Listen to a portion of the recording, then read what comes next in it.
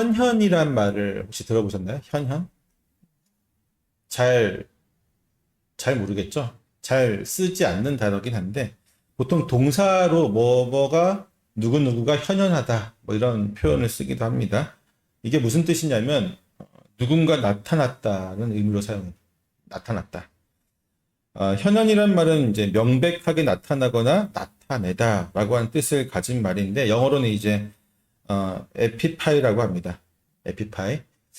어, 평범하고 일상적인 대상 속에서 갑자기 경험하는 영원한 것에 대한 감각 혹은 통찰을 뜻하는 말이라고 합니다. 원래는 이제 그리스어로 귀한 것이 나타났다라고는 의미를 가지고 있는데, 이제 다 이제 헬라어죠. 헬라어로 그렇게 의미를 가지고 있습니다. 근데 이 단어가 또 어떤 뜻을 가지고, 이제 영어 사전에 찾아보면은, 어떤 뜻을 가지고 있냐면, 주현절이라는 뜻을 가지고 있어요. 주현절이란 말 혹시 들어보셨어요? 들어보신 분이 계시군요. 저는 이 설교 준비하다가 처음 들었어요. 주현절. 저희는 그런 거 모르니까요. 절기를 잘 모르니까. 주현절이라고 하는 교회의 절기가 있더라고요. 주현절은 예수 그리스도께서 이 땅에 오셔서 처음으로 사람들 앞에 모습을 나타내신 그날을, 그러니까 주님께서 현현했다. 그래서 주현절입니다. 주님께서 나타나셨다. 그날을 기념하는 절기라고 하는데요. 어떤 일명 뭐 현현절 또는 공현절이라고도 부른다고 합니다. 이 주현절은 이제 로마 카톨릭이나 감독 교회에서는 예수님께서 30세에 세례를 받으시고 처음 공생애를 시작하신 날을 1월 6일로 이제 계산을 하는데, 그날을 이제 잡고 주현절을 지키고 있어요. 1월 6일. 물론 이제 세계 모든 나라가 다 1월 6일 날 주현절을 잡고 있는데, 로마 카톨릭이나 감독교회는 예수님이 세례 받으시고 처음 사람들 앞에 나타난 게 1월 6일이다 하고 이제 그날 지키고 있는 거고, 영국 등 서방교회 또는 이제 이제 다른 곳에서는, 탄생 후에, 예수님께서 탄생 후에 동방 박사들의 방문을 받은 날, 곧 그날이 이제 탄생 후 12일이라고 얘기합니다. 그래서, 우리가 이제 12월 25일 예수님이 탄생한 걸로 성탄절을 지키잖아요. 그래서 11일 이제 지나가지고 1월 6일 날, 계산해서 이제 주현절을 지킨다고 해요. 신학적으로 다 근거 없는 말들이죠. 네. 예수님이 12월 25일 날 태어나지도 않으셨고요. 예수님이 1월 6일 날 세례받으시고 1월 6일 날 사람들 앞에 나타났다는 것도 사실 증명할 방법이 없습니다. 그런데 이처럼 하나님이 인간에게 자신을 나타내시는 것을 이제 보통 우리가 하나님의 현현이라고 말을 합니다. 하나님의 현현. 하나님이 나타나셨다. 앞서 현현을 나타내는 말이 영어로 이제 에피파이라고 했는데, 때문에 하나님께서 나타나셨다라고 표현할 때는 신학적으로는 데피파이라고 해요. 데피파이는 뭐냐면 데오스, 하나님이라고 하는 이제 라틴어죠. 또 헬라어도 되고요. 여기다가 에피파이라고 하는 이제 헬라어 두 개가 섞여서 데피파이라고 얘기를 합니다. 하나님의 현현은 몇 가지 형태로 나타나는데, 가장 먼저는 하나님이 직접적으로 이제 출현하는 거예요. 오늘 본문에서 마찬가지로, 주로 창세기 족장들에게 하나님은 직접적으로 나타나셔서 주로 무엇을 하셨냐면 언약을 맺으셨습니다. 하나님 언약 맺으실 때는 거의 직접적으로 나타나시는 것 같아요. 두 번째로는 꿈에 의한 신탁으로 나타나시는데, 야곱이 28장에서, 창세기 28장에서 베델에서 하나님을 만날 때 어떻게 만나냐면 꿈속에서 만납니다. 베델에서 돌베개를 자고 이제 잠을 잘 때 꿈속에서 하나님이 저 하늘에서부터 사다리가 나타나서, 그쵸? 천사들이 오르락내리락 하는 것을 보면서 하나님을 만나게 됐죠. 세 번째는 이제 환상에 의해서, 꿈을 꾸는 게 아니라 그냥 이제 환상 중에서 하나님을 만났는데, 이게 이제 하나님께서 이사야를 선지자로 부르실 때에도 이런 방법으로 이제 현현하셨죠. 네 번째로는 천사에 의해서 신탁이 이루어지고요. 마지막으로는 꿈을 통한 천사의 신탁이 있습니다. 그러니까 하나님이 직접적으로 나타나셔서 꿈이나 환상이나 직접 나타나시는 것은 다 하나님이 아니고 대리자로서 천사들을 통해서, 아니면 뭐 예수님을 통해서라든지 그렇게 하는 겁니다. 이러한 하나님의 현현이 근데 왜 필요할까요, 여러분?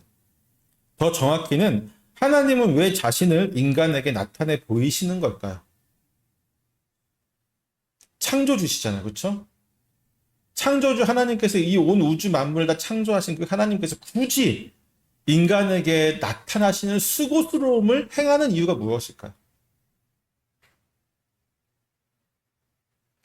사실 하나님이 그 전지전능하시고 우주 만물을 창조하신 그 하나님이 인간이라고 하는 정말 지극히 보잘것없는 존재에게, 심지어 악이 가득한 존재 앞에 나타나신다는 건요, 매우 이례적인 일입니다.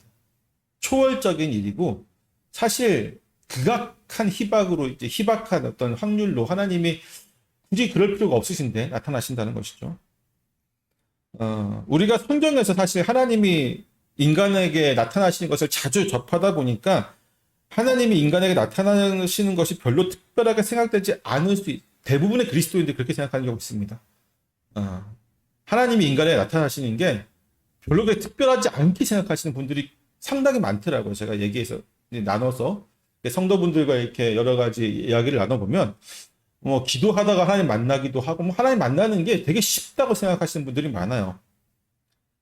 하지만 사실 결코 그렇지 않습니다, 여러분. 소위 이제 신사도 운동이나 또 신비주의 계통에 있는 사람들이 하나님을 보기도 하고 만난다고 한다고 하죠. 그렇죠? 이야기도 나눈다고 하고 별 이야기를 다 하는데, 사실 그러한 것은 거짓말이거나 혹은 자기 암시일 가능성이 매우 높습니다. 여러분, 만약에 우리가 기도 중에 하나님을 만나는 것이 너무 당연하고 일상적이라고 생각한다면요, 그것은 굉장히 교만한 겁니다. 왜냐하면 성경에 그러한 장면들이 많이 나왔다는 것, 우리가 착각하기 쉽지만, 성경에도 나온 것은 그 시대에 하나님을 만난 사람들 이야기를 실었기 때문에 여러 가지 사례가 있는 것 뿐이지, 그 시대에 하나님 만난 사람 한 명밖에 없었어요. 그것도 모든 시대가 아니라 특별한 시대 때 하나님이 나타나신 거죠. 그렇죠? 우리가 아브라함이 아니잖아요. 우리가 모세가 아닙니다. 우리가 이사야가 아닙니다, 여러분. 엘리야가 아니에요. 하나님은 심지어 하나님이 한 명에게도 보여주지 않은 시대도 있어요. 근데 자꾸 우리가 스스로가 아브라함이 된 것처럼, 우리는 날마다 하나님 만나는 것처럼 이야기하는 것은, 그리고 그렇게 만난다고 하는 사람들이 세상에 너무 많잖아요. 이 시대에 하나님이 특별하게 그 많은 사람에게 본인을 다 그렇게 나타내실까요?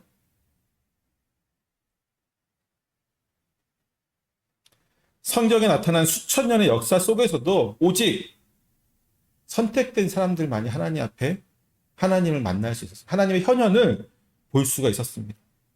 그리고 그들만이 하나님의 현현을 맞이할 수 있었던 것은요, 그들이 특별한 믿음이나 그들이 특별하게 경건함을 가지고 있었던 것이 아니라 하나님이 그 시대에 정말로 필요한 말씀을 전하기 위해서 그들 앞에 현현하신 것이죠. 도저히 하나님이 나타나시지 않으면 안 될 만한 사정이 있었기 때문에, 아브라함을 선택하지 않으면 하나님의 백성들을 만들 수 없었기 때문에 아브라함에게 나타나셔서 그와 언약을 맺으신 것이고요. 엘리야에게 나타나지 않으시면 이 백성들이 도저히 악에서 벗어날 방법이 없었기 때문에 선지자들에게 나타나신 거예요.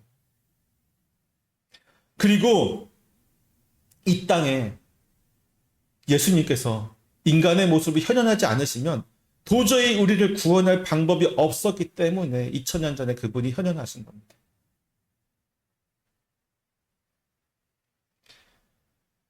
하나님은 누군가에게 언약을 맺기 위해서 헌현하셨으며 누군가에게는 경고를 주시기 위해서 헌현하시기도 하셨지만, 그러한 모든 헌현은 궁극적으로 무엇이냐면 인류를 구원하기 위해, 하나님의 구원을 완성하시기 위해, 그것 때문에 하나님은 나타나셨어요. 그거 외에는 하나님이 굳이 인간 앞에 나타나실 필요가 없어요.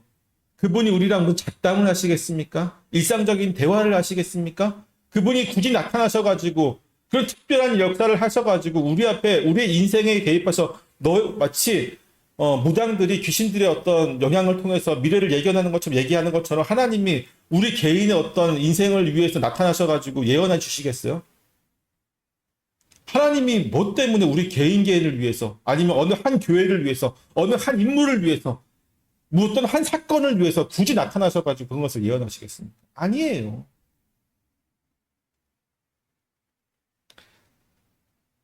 오늘 본문에서 우리는 오늘 하나님의 현현을 또 보게 됩니다. 비록 야곱의 어리석음으로 초래한 위기의 상황에서 그를 구원하시고 또한 다시 한번 복에 대한 약속을 하시기 위해 베델로 부르셔서 그 앞에 나타나셨지만, 궁극적으로는 아브라함으로 시작된 하나님의 구원의 계획이 야곱을 통해서 온전히 이루어지도록 하기 위해서 오늘도 쉬지 않고 또 열심을 내시는 하나님이심을 우리는 오늘 또 보게 될 것입니다. 믿으십니까? 야곱은 하나님의 명령으로 세겜 땅을 떠나 베델로 향했습니다. 그리고 그는 하나님을 만나 온전한 예배를 드리기 위해 가족들과 하인들이 가지고 있던 우상들을 거두어서 땅에 묻었으며 또한 그들의 몸과 마음을 정결하게 하는 의식을 행하였습니다. 그리고 그는 마침내 다시 한번 베델 땅에 발을 들이게 되었습니다. 그리고 그곳은 여전히 베델이라는 이름보다는 루스라는 지명으로 불리어지고 있는 곳이었습니다. 왜냐하면 이 베델이라고 하는 이름은 누구만 알고 있어요? 야곱만 알고 있습니다. 혼자 베델이라고 부르고 또 하나님도 알고 계시죠? 하나님과 야곱만 베델로 올라와라 하니까 야곱도 알고 있으니까 베델로 올라갔지만 그 누구도 모르고 있었죠. 왜냐하면 20년 전에 야곱이 지은 이름이니까요. 그가 형의 낯을 도망치듯이 바단 아람으로 가던 중에 들렸던 이곳에서 하나님을 만나고 그분으로부터 복과 안전한 귀환을 약속받음을 기념하기 위해 그가 베델 곧 하나님의 집이라는 이름을 지었고 이제 수십 년의 세월이 흘렀지만 여전히 그 이름을 아는 사람은 야곱 한 사람밖에 없었다는 것을 우리 보게 됩니다. 그곳은 여전히 루스 땅이었고 이방인들의 땅이었습니다. 하지만 그럼에도 불구하고 베델은 야곱에게 가장 특별한 장소였습니다. 그가 처음으로 하나님을 만난 곳이었으며 도망자의 모습에서 하나님의 사람으로 새롭게 태어난 곳이기도 합니다. 때문에 그는 다시 한번 찾은 이곳 베델에서 돌아오자마자 다시 제단을 쌓았습니다. 그리고 그는 그곳에서 이름을 엘 베델이라고 불렀습니다. 해석한 뭐예요? 베델의 하나님. 다 해석한 뭐예요? 하나님의 집의 하나님. 그런 이름을 갖고 있죠. 근데 이제 본문을 보게 되면 모세가 여기서 조금 특별한 기사를 삽입합니다. 좀 생뚱맞은 기사가 좀 등장을 해요. 그것은 바로 리브가의 유모 드보라의 죽음을 맞이하였다고 하는 기사를 여기 갑자기 이제 등장하죠. 예전에 이제 한 몇 달 됐지만 지난번 설교에서도 잠깐 언급하였지만 리브가에 대한 성경의 직접적인 언급은요. 27장에서 야곱이 에서의 축복을 빼앗는 장면, 어머니가 직접적으로 개입해서 만들어낸 장면이죠. 이 장면이 마지막이었습니다. 그 이후에는 리브가에 대한 직접적인 언급이 없습니다. 성경에서. 특히 다른 족장들의 경우 사랑하는 부인의 죽음에 대해서 성경은 매우 상세하게 기록하고 있음에도 불구하고 유독 리브가만은 성경에 그녀의 죽음이 기록되어 있지 않습니다. 때문에 어떤 사람들은 뭐라고 얘기하냐면 장자의 상속권을 빼앗은 것 때문에 남편 이삭으로부터 버림받았다. 그래서 그녀는 쓸쓸하게 죽어갔다라고 말하는 사람들도 있어요. 하지만 여러분 지난번에 제가 27장 설교할 때도 잠깐 언급했지만 마지막까지 이제 이삭은 다른 여인들을 부인으로 맞이한 흔적이 없습니다. 그러니까 다른 족장들이 여러 명의 부인을 두었던 반면에 이삭은 오직 리브가 한 명만의 부인을 맞이했죠. 리브가만 결혼을 했었습니다. 다른 부인들을 맞이하지 않고 그는 죽을 때까지 그렇게 살았고요. 창세기 또한 49장에 보면 뭐라고 나오냐면 리브가 역시 아브라함의 가족 묘지 막벨라골의 이삭과 함께 장사되었다고 기록되어져 있습니다. 만약에 버림받아서 쓸쓸히 죽어갔다면 함께 묻히지 않았겠죠. 이런 기록들을 보면 그녀는 마지막까지 이삭과 함께 부부의 정을 나누었을 것으로 보입니다.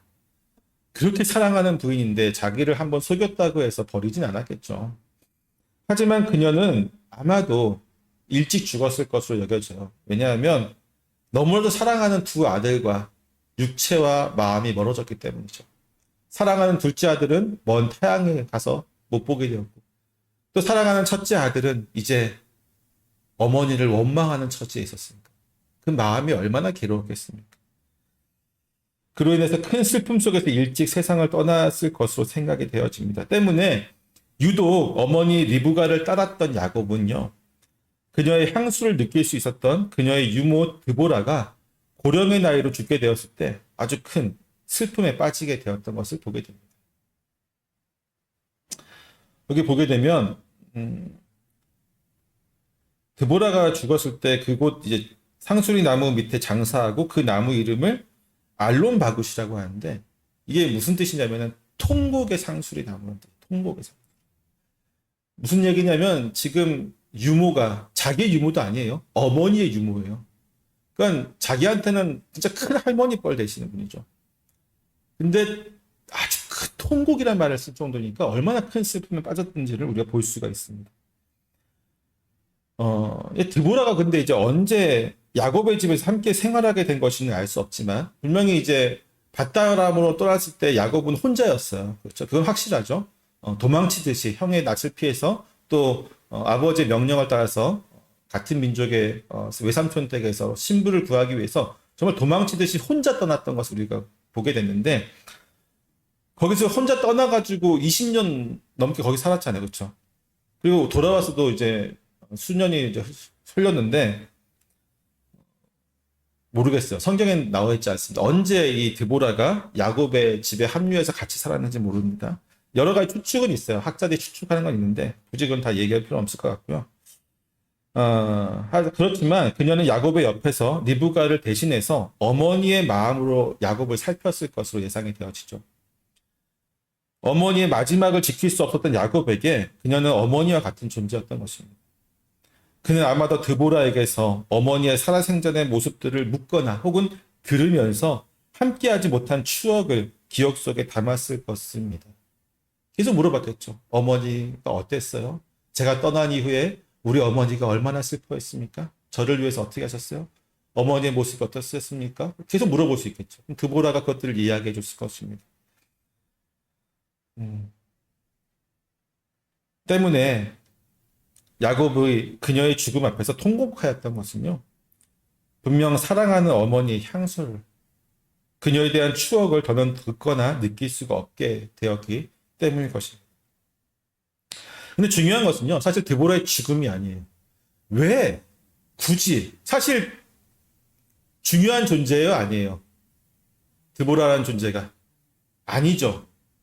아무리 야곱한테는 어머니의 향수를 느낄 수 있을 만큼 그러한 중요한 존재이긴 하지만 성경은 무엇을 기록한 책이에요, 여러분?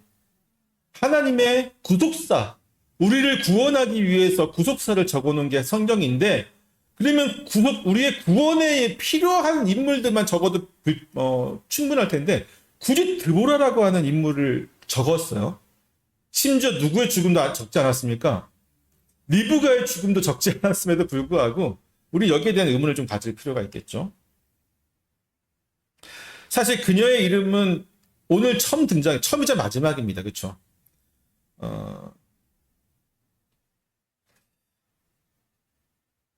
그녀 이전에 이제 한 번 더 등장하긴 하는데 이름은 등장하지 않고 뭐라고 등장을 하냐면 리브가가 이삭에게 시집을 가기 위해서 집을 떠나는 그 장면에서 성경은 뭐라고 얘기하냐면 리브가와 그의 유모라고 얘기하면서 유모에 대해서 한 번 언급이 되긴 합니다. 거기서 이름은 나오지 않아요. 그게 유일하고요. 그냥 본문에서 이제 그녀가 죽게 되었을 때 이름이 등장하는 거죠. 그만큼 그녀는 이삭이나 야곱의 기사에서 전혀 비중을 차지하고 있지 않은, 필요치 않은 인물이라고 할 수 있습니다. 하지만 본문에서는 그녀의 죽음을 다루고 있습니다. 심지어 아까도 얘기했지만 리브가의 죽음에 대해서 기록하지 않았음에도 불구하고 그녀의 유모인 드보라의 죽음을 기록하는 것은요, 상당히 이례적인 일이라고 생각합니다. 그러니까 왜 이 시점, 즉 야곱이 베델에 도착한 시점에서 그녀의 죽음이 비중 있게 다루어진 것인지에 대해서 우리가 좀 볼 필요가 있어요. 그러니까 앞뒤 문맥을 보면은 앞에는 베델에 도착한, 다시 한번 올라오라고 하는 하나님의 명령에 의해서 도착한 야곱이 있고요. 그녀의 죽음의 기사 이후에 그 다음엔 바로 뭐가 나왔냐면 하나님께서 야곱 앞에 나타나셔서 복을 주시는 장면이 나오죠.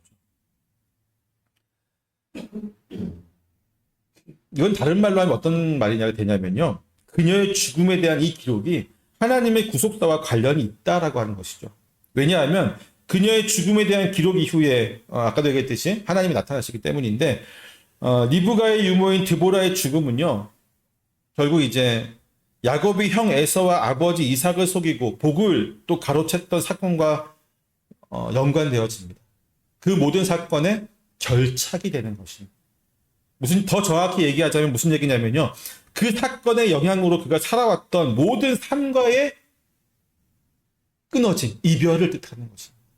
사실 그 사건 이후에 야곱의 삶은요. 그 사건과 뗄래야 뗄 수가 없는 사건이었어요.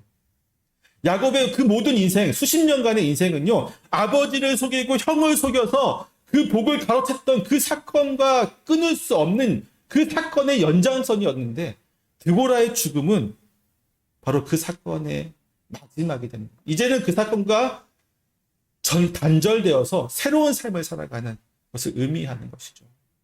이게 왜 중요할까요?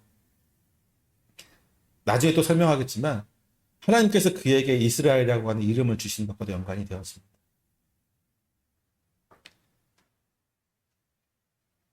사랑하는 어머니 리브가의 권유로 시작된 그의 역경의 인생이 굉장히 역경의 인생이었죠.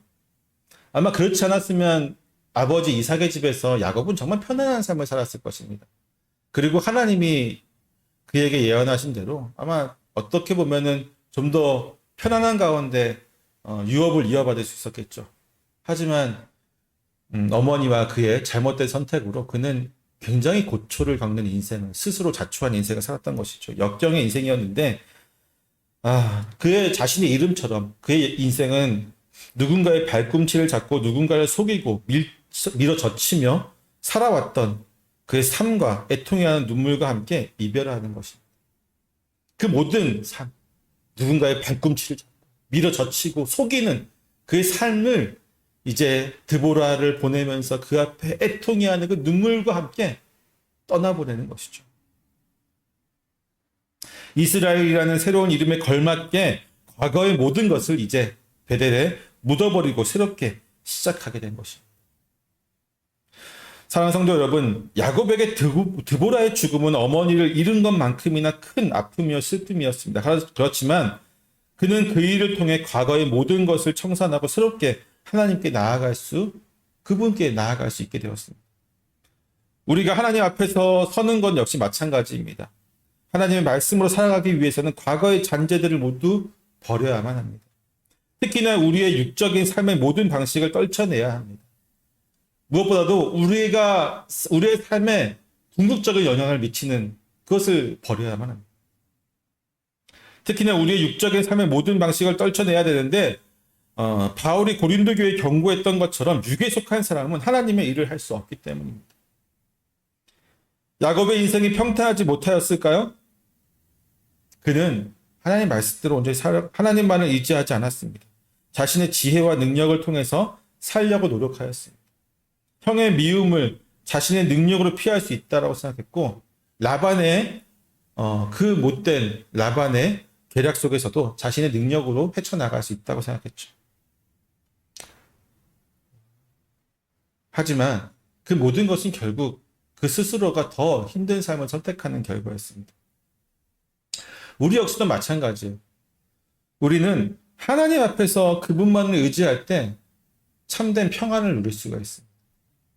우리가 왜 고민하는 것 같습니까? 왜 걱정, 근심을 하는 것 같습니까? 하나님을 100% 의지하지 못하기 때문에. 전적으로 하나님을 의지하지 못하기 때문에 우리는 걱정도 하고 근심도 하고 때로는 발버둥도 치는 겁니다. 그게 우리의 모습이죠. 물론 우리의 모든 것을 하나님께 다 맡기고 우리는 가만히 있으면 된다라고 하는 것도 굉장히 잘못된 믿음이긴 하지만 때로는 정말로 걱정, 근심 없이 하나님께 맡겨야 될 필요가 있습니다. 특히나 인생에서 믿음의 길을 갈 때는 매우 중요한 것입니다. 근데 야곱은요, 그 아버지와 형을 속였던 그 인생의 어떤 가장 큰 결정을 한 이후의 삶이 결국 연장선에서 그는 매우 치열하게 살아갈 수밖에 없는, 하나님께 온전히 맡겨드리고 그분 앞에서 살아갈 수밖에 있는 선택을 할 수 없는 어떤 인생을 살았던 것이죠. 그렇게 애통해야 하는 가운데 어머니의 유모를 상수리 나무 밑에 장사한 야곱 앞에 드디어 하나님이 나타나셔서 다시 한번 그에게 약속을 주십니다. 젊어서 도망치듯이 찾았던 베델에 나타나서 여러 가지 약속을 주셨던 그 하나님이 다시 한번 그에게 나타나셔서 약속을 주고 계시는 것입니다. 그런데 이 약속은 새로운 약속이 아니었어요. 지난번 약속에다가 뭔가를 덧붙여서 알파를 덧붙여가지고 주어진 것이 아닙니다. 똑같은 말씀이었습니다. 주었던 것을 지금 반복하고 있습니다. 이것은 하나님이 자신이 약속하신 것을 잊지 않고 계심을 다시 한번 주지시키는 것이죠. 비록 야곱은 그 약속을 온전히 이행하지 않았을지라도 하나님은 신실하게 그 약속을 지금까지 준행하셨으며 앞으로도 그렇게 하실 것이라는 사실을 분명히 보여주고 있는 것입니다. 또 본문에서 하나님의 복에 대한 약속의 말씀은요, 이전에 야곱에게 하신 말씀에, 그 약속의 말씀에 역순으로 진행이 되어집니다. 처음 베델에서 만난 하나님은 야곱에게 땅을 약속하셨고 그 다음에 자손의 번성함을 약속하셨습니다. 그리고 20년 만에 고향으로 돌아오는 과정에서 하나님은 그와 씨름하시면서 이스라엘이라고 하는 이름을 주셨죠. 하지만 본문은 반대로 돌아갑니다. 이스라엘이라는 이름을 먼저 주심으로 이제 시작을 하고 그 다음에 자손의 번성을 약속하시고 마지막에 땅에 대한 약속으로 끝을 맺는 것을 보게 됩니다. 정반대죠. 처음 하나님은 야곱에게 가장 먼 미래에 이루어질, 가장 끝에 이루어질 일에 대해서 약속하셨다면요. 두 번째로 베델에서 만난 하나님은 가장 먼저 이루어질, 순차적으로 이루어질 일에 대해서 약속해 주고 계십니다. 처음 하나님을 만난 야곱에게 하나님이 주시는 복의 끝을 보여주심으로 그가 가야 할 길, 그 끝에, 그 표대의 끝이 어떻게 되었는지를, 종착역이 어떻게 되었는지를 하나님께서 보여주셨다라면, 보여주셔서 그가 그곳을 향해서 달려갔다고 한다면 다시 만난 하나님은 이제 그의 앞에서 눈앞에서부터 이루어질 일들을 보여주고 계십니다.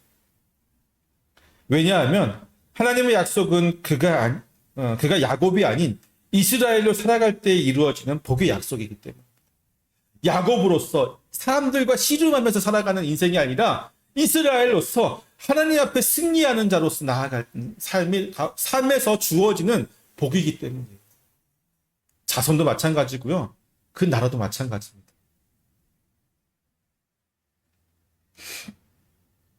이 약속의 내용은 다음과 같습니다.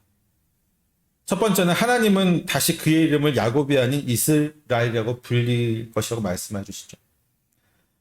야곱은 사람과 다툰다는 의미인 반면 이스라엘은 하나님과 다투어 이긴다는 의미입니다. 32장에서 이미 이 이름의 복을 주어졌죠. 32장에서 하나님과 씨름하는 가운데 형 에서를 만나기 전에 이 이름이 주어졌지만 야곱의 삶은 그 이후에 세겜에서 정착한 이후에 역시 그는 이스라엘이라는 이름에 걸맞는 삶이 아닌 야곱의 삶을 살았던 것을 보게 됩니다. 그는 세겜에서 그들을 속이고 죽이고 약탈함으로써 야곱의 가족들은 하나님 앞에서 하나님과 믿음의 씨름을 하는 자들이 아닌 여전히 사람들과 다투고 싸우는 그러한 삶을 살고 있었던 것을 보게 되죠. 하지만 이제 그는 정말로 야곱이 아닌 이스라엘로 살아가야만 합니다. 신앙의 방황과 정체를 벗어나서 야곱은 이제 하나님 앞에서 온전히 이스라엘로 살아가게 될 것입니다. 그래야 했을 때 그의 앞에 온전한 복이 약속되어집니다. 그리고 그 두 번째 약속은 자손의 번성에 대한 것이었죠. 본문에서 하나님은 생육하면 번성하라고 말씀하십니다. 이 말이 제일 먼저 어디에서 등장하는 말이에요? 생육하고 번성하라. 예, 창세기에서 등장합니다. 하나님께서 창조하셨을 때에 사람에게 주셨던 복이자 명령이었습니다. 따라서 생육과 번성은요, 사람의 가장 기본적인 의무이며 동시에 복이기도 한 것입니다. 또한 이 자손의 번성은요, 하나님이 아브라함과 이삭에게 주신 두 번째 약속이기도 합니다. 또한 본문의 문장에서 보면요, 생육하라와 번성하라고 하는 두 개의 명령문이 등장하죠. 생육하라, 그리고 번성하라. 어떻게 보면 이것이 이제 사람이 스스로 노력해서, 너희는 노력을 해서 생육해야 되고, 너는 노력해서 번성해야 된다라고 이야기하는 것 같습니다. 즉, 너희 스스로 노력해서 생육하고 번성하는 것을 해결하라고 하는 것처럼 느껴지기도 합니다. 하지만 이 번성은요, 하나님께서 그렇게 되도록 이루어 주시겠다고 하는 하나님의 의지를 나타낸 것이죠. 왜냐하면 바로 다음 문장에서 그것이 확실히 드러나는데, 이 백성과 백성들의 총회가 내게서 나오고 왕들이 내 허리에서 나오리라. 하나님의 뜻이, 의지가 분명히 드러나고 있죠. 하나님이 아브라함에게도 하신 이 약속의 말씀은요, 아브라함의 후손들이 하나의 민족, 즉 이스라엘 백성으로서도 많이 번성할 것이지만 또한 그들을 통해서 여러 나라들이, 여러 민족들이 나올 것입니다. 또한 많은 왕들이 언급하고 있는데 다윗과 솔로몬 같은 정말 많은 왕들이, 그리고 궁극적으로는 우리의 영원한 왕이신 예수 그리스도까지 내다본 약속의 말씀이기도 하죠. 그리고 무엇보다 하나님은 이 일을 말씀하시기 전에 자신을 가리켜서 뭐라고 말씀하고 계시냐면 엘샤다이라고 말씀하세요. 전능하신 엘샤다이. 이것은 하나님께서 자신의 그 전능한 능력으로 다 이루어지겠다고 하는 것이죠.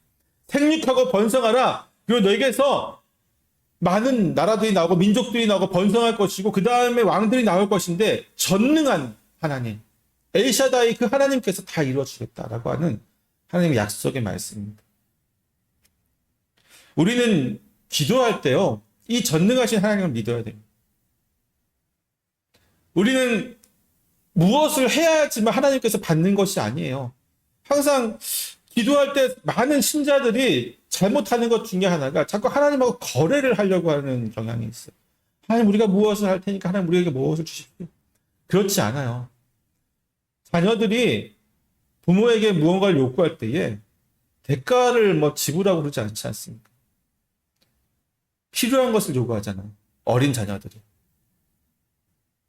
그 어린 자녀들이 부모에게 굉장히 머리를 굴려가지고, 아버지, 제가 뭐가 필요한데 이것을 저에게 주시면 제가 아버지께 무엇을 드리겠습니다. 이렇게 하는 아이들이 있습니까? 제가 키워본 경험은 없습니다. 우리는 하나님의 자녀예요. 그것도 되게 나이 많은 자녀라고 생각하지 마세요. 우리는 죽을 때까지 하나님의 어린 자녀들입니다. 어린 양이. 우리 하나님께 자녀된 권리로서 무언가를 요구할 수 있어요. 그리고 우리의 요구가 하나님 보시기에 우리의 구원과 또 우리가 온전히 믿음으로 나아갈 때 합당한 것이라면 하나님 주시는 거예요. 그리고 우리의 안전을 방해하는 기도라고 한다면 막으시는 거겠죠. 그렇게 하시면 되지. 굳이 하나님과 거래를, 그건 아니죠. 전능하신 그 하나님이 이루어 가십니다. 우리의 구원도 마찬가지지만 우리의 삶의 모든 영역도 마찬가지입니다. 하나님이 야곱에게 마지막으로 세 번째로 약속하신 것은 땅을 주겠다는 것이었습니다. 내가 아브라함과 이삭에게 준 땅을 내게 주고 내 후손에게도 그 땅을 주리라고 말씀하고 계십니다. 이 땅의 약속은 이미 아브라함과 이삭에게 주셨던 것이고 또한 야곱에게도 이전에 베델에서 하셨던 말씀이었죠. 이미 여러 차례 하셨던 말씀이 땅에 대한 약속이셨습니다. 이 약속은 이후에 애굽에서의 400년의 종살이 동안 큰 민족이 된 이스라엘은요, 결국 이 땅의 약속을 성취하게 됩니다. 이제 이스라엘로 불리게 될 야곱의 후손들은 비록 남의 땅에서 종살이를 하는 힘겨운 삶을 살았지만 하나님의 은혜로 생육하고 또한 번성하게 되어서 하나님이 약속하신 땅의 주인이 될 수 있었던 것입니다. 하나님은 이 약속을 하신 이후에 즉시로 야곱을 떠나 올라가셨다라고 본문은 나와 있습니다. 거듭된 베델의 약속은 이전에 주신 것들을 더 확실하게 할 뿐만 아니라 더 풍성하게 만드는 목적이 있었습니다. 또한 이 세 가지 약속은 아브라함과 이삭에게 주신 약속의 반복이기도 합니다. 이것은 야곱이 언약의 계승자임을 분명히 나타내는 것입니다. 아브라함에게 했던 약속, 이삭에게 했던 약속이 다시 한번 야곱에게 했던 것은 하나님이 그 언약의 정당한 계승자는 둘째 아들인 야곱이다라는 것을 분명히 보여주고 있죠. 야곱이 동생으로 태어났지만 아버지의 축복을 받았고 하나님의 약속까지 받음으로써 명실공히 언약의 계승자로 확증된 것을 보게 됩니다. 하나님은 야곱이 자신의 실수로 위기에 처했을 때 그를 베델에서 만나 주셨습니다. 처음 형 에서의 낯을 피하였을 때, 그리고 세겜상의 학살로 이방 민족들의 표적이 되었을 때 하나님은 야곱을 만나시면서 그에게 복에 관한 말씀과 그 약속의 말씀을 주시죠. 제가 지난주 설교에서도 말씀드렸듯이 베델은 하나님께 예배하는 장소였습니다. 하나님 만나는 장소였고 하나님께 예배를 드리는 장소였습니다. 그리고 이곳으로 나아가는 것은 정말 나아가기 위해서 세상에 물든 우리 몸과 마음을 새롭게 하고 온전한 신앙을 회복하기 위한 것이었습니다. 그리고 오늘 본문에서 하나님은 이 예배의 자리에 나온 우리에게 그리고 야곱에게 복에 대한 약속의 말씀을 주시죠. 우리는 온전한 예배를 통해서 하나님으로부터 그리스도인이라고 하는 새로운 이름을 받고 또한 그 이름으로 세상에 나아갈 때 생육하고 번성하여서 온 세상에 하나님의 백성으로 가득하게 됩니다. 그리고 궁극적으로는 온전한 하나님의 나라를 선포하게 됩니다. 즉 야곱에게 하셨던 그 복의 말씀은 우리에게도 동일하게 적용이 되어지는 것입니다. 베델에서 하나님이 야곱에게 하셨던 약속의 말씀은 오늘 예배 가운데 나온 우리에게도 동일한 말씀이라는 것이죠. 베델이라고 하는 그 예배의 장소, 우리에게는 바로 이곳이 예배의 장소죠. 이곳을 통해서 우리는 그 약속의 복의 말씀을 받게 됩니다.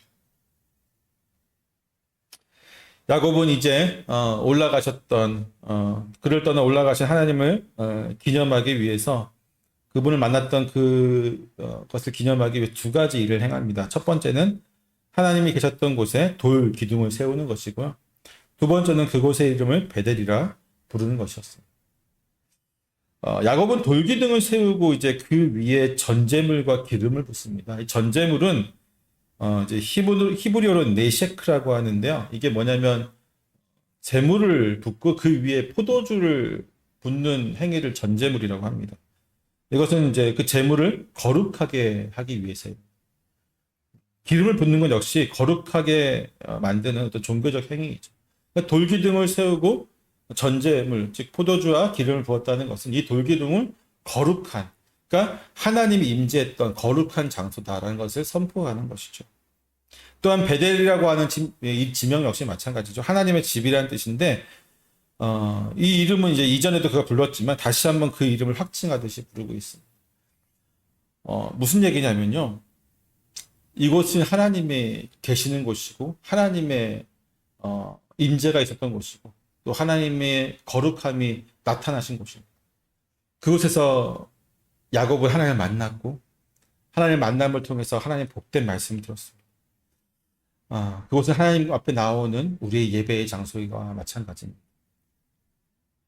사랑하는 성도 여러분, 주님께 예배하는 그 장소는, 즉 하나님의 임재하는 그곳은 거룩한 곳이죠. 여러분, 이 예배당이 거룩합니까? 아니에요. 하나님이 임재하실 때 거룩한 겁니다. 베델이라고 하는 지명은 지금 사실 누가 살고 있어요? 이방 민족들이 살고 있어요. 그리고 그 지명의 이름 사실 베델이라는 지명도 아니에요. 루스라고 하는 땅입니다. 루스. 그 루스 땅이 베델에 되기 위해서는 모든 사람들에게 베델이라고 하는 이름으로 불려지기 위해서는 수백 년의 시간이 더 지나야 돼요. 이스라엘 민족들이 그 땅을 정복했을 때에 비로소 루스는 베델이 되는 겁니다. 하나님 앞에 거룩하신 그분을 예배드렸던 그 장소가 진짜 하나님의 집이 되어집니다. 우리가 드리는 예배당도 마찬가지입니다. 건물이고요.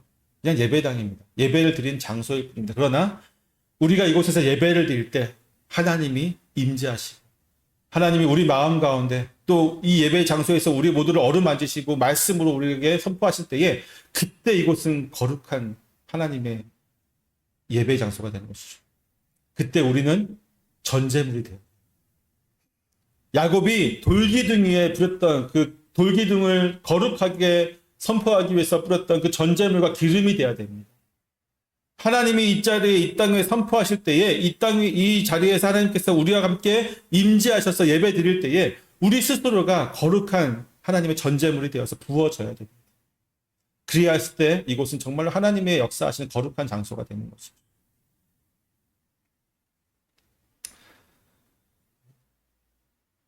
예배로 나아가기 위해서는 정결 의식이 있어야 된다고 했죠. 우리의 마음을 정결하게 할 필요가 있습니다. 지난주 설교 때 분명히 기억할 것입니다. 비록 이제 어떤 행위를 통해서 정결하게 되는 것은 아닐지라도 그렇게 우리가 우리의 마음을 또 우리의 몸과 마음을 정결하게 해서 예배의 자리로 나오는 그 행위 자체를 통해서 하나님이 그 가운데 있는 우리의 믿음을 보시고 우리를 정결하다고 인정해 주신다고, 그렇죠? 또한 그렇게 예배의 자리로 나아갔을 때 하나님은 우리에게 복을 선포해 주십니다. 하나님의 말씀을 선포해 주시고 구원을 선포해 주시고 은혜의 놀라운 경험을 하게 만드십니다. 그리하 했을 때 우리는 이 자리에 우리를 전제물로 드리고 이곳을 거룩한 하나님의 나라로 선포할 수 있어야 됩니다. 그렇게 되는 저와 여러분 되시기를 축원합니다. 기도하겠습니다.